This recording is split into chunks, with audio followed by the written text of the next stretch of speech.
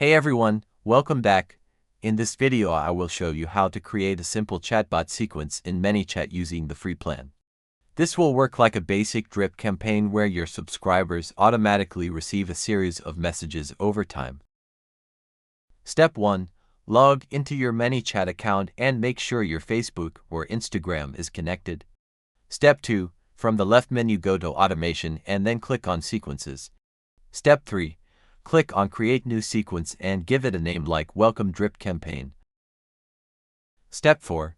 Inside your sequence add your first message. For example, you could thank them for subscribing and share something valuable right away. Step 5.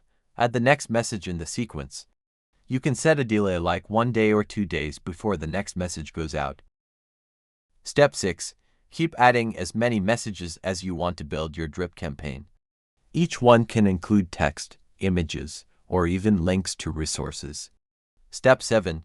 Once your sequence is ready, assign it to a trigger so new subscribers automatically start receiving your messages. And that is it.